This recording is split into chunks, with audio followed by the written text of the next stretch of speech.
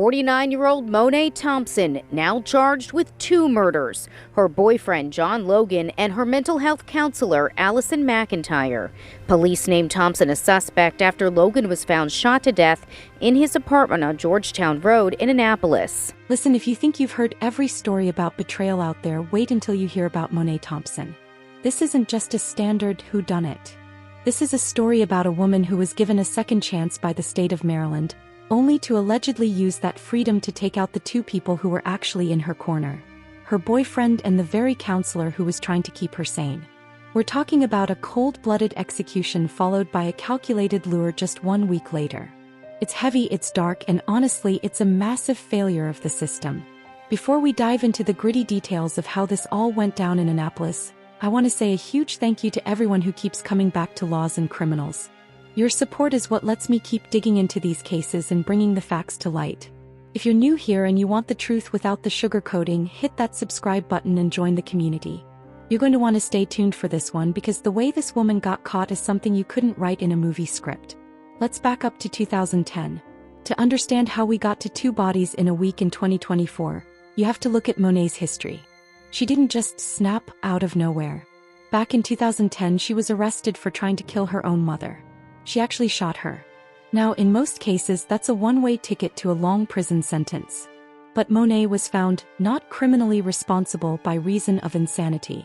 She spent 7 years in a state psychiatric hospital before being released in 2017 under strict conditions.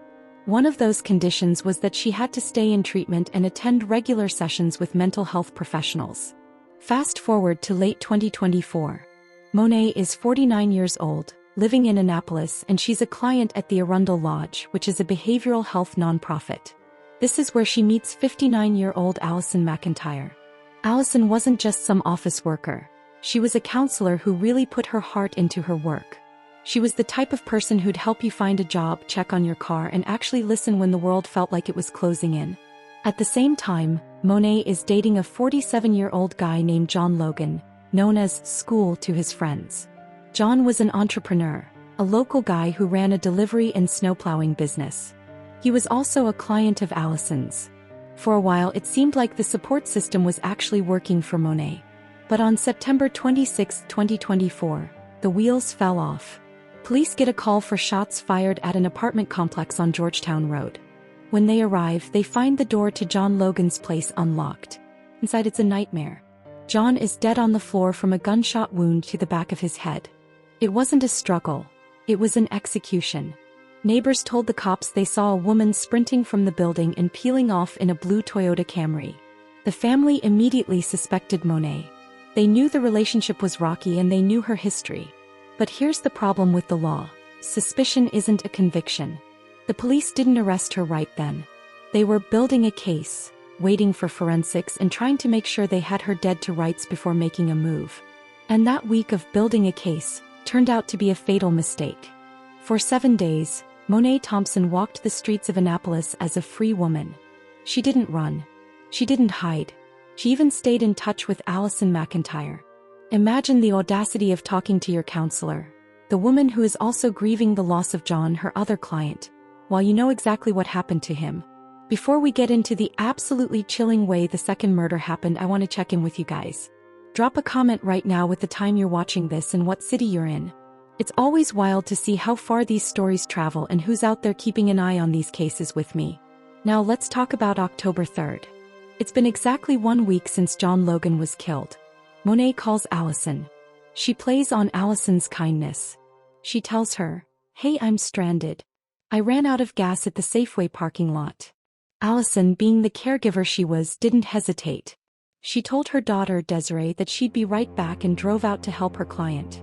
But she wasn't alone on that drive. She was actually on the phone with Desiree the whole time. That phone call is the most haunting piece of evidence in this entire case. Desiree was still on the line when her mother pulled into the Annapolis marketplace. She heard the car door open. She heard Monet get into the vehicle. She even heard her mother's voice ask a simple, helpful question like, "Where are we going?" Or, "Which gas station?" And then Desiree heard the sound that will haunt her for the rest of her life: gunshots.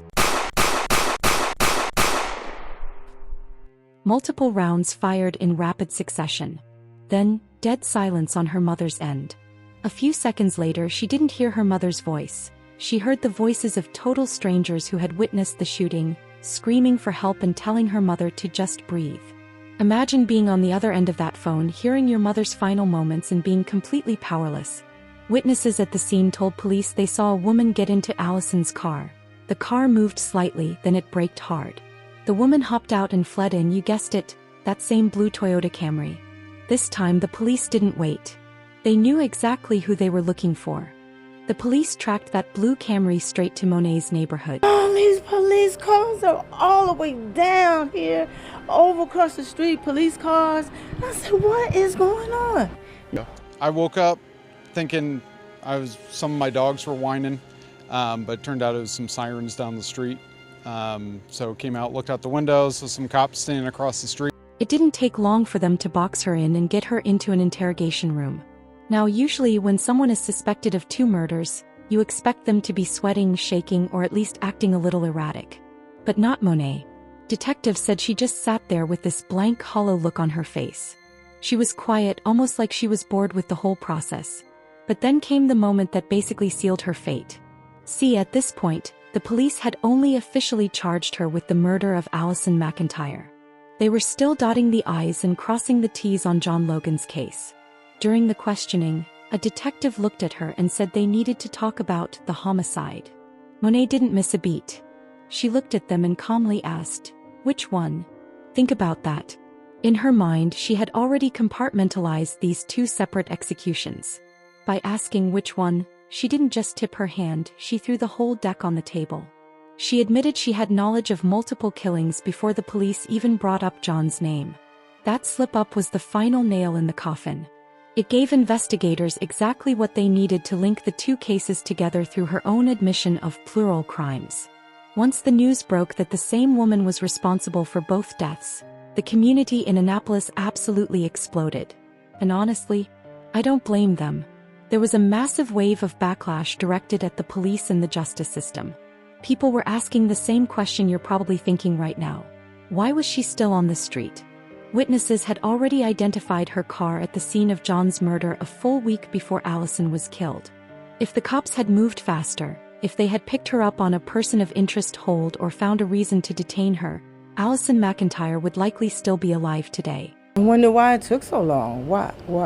What happened? We wanted to make sure that we had the right evidence and the proper evidence. Of course, we were always in consultation with the Office of the State's Attorney. And so we were piecing together all the evidence to make a strong enough case to rise to the level of probable cause. The police tried to defend themselves, saying it takes time to build a case that won't fall apart in court, especially with DNA and ballistics. They didn't want to rush it and risk her walking free on a technicality.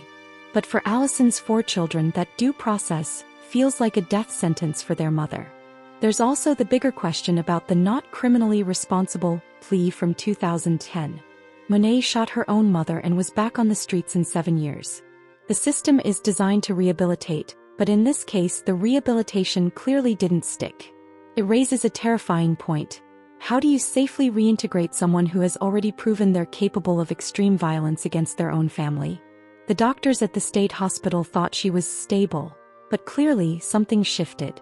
What makes this case so gut-wrenching is the victims. John Logan was a guy who was actually making something of himself.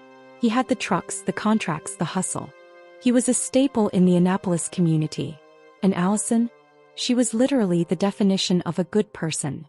She was the one person who didn't judge Monet for her past. She was the one person who showed up when Monet said she was in trouble. To be killed by the person you're trying to save is a level of betrayal that most of us can't even wrap our heads around. As of right now, Monet Thompson is sitting in the Anne Arundel County Jennifer Road Detention Center. She's been hit with 2 counts of first-degree murder, plus a laundry list of assault and firearm charges. She's being held without bail, and honestly, with that "which one?" comment on record, her defense team has a mountain to climb. They'll likely try the insanity plea again. It's her only move. But after 2 separate killings a week apart, a jury might not be so forgiving this time. It's a stark reminder that sometimes the people we try the hardest to help are the ones who end up hurting us the most. Allison McIntyre died being a hero, doing her job until the very last second. John Logan died just trying to live his life. And Monet Thompson? She's a case study in what happens when the system's second chances go horribly wrong. I'm going to keep a close eye on the court dates for this one because there's going to be a lot of expert testimony about her mental state at the time of the shootings. If you want to stay updated on the trial and more cases like this, make sure you've got your notifications turned on. Thanks for hanging out with me and digging into the dark side of the law. I'll catch you in the next one.